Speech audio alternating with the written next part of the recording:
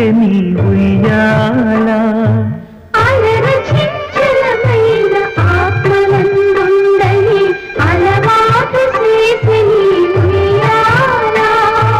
పలుమారు ఉచ్ఛ్వాస పవనమందుండ నీ భావంబు తెలిపే నీ ఉయ్యాల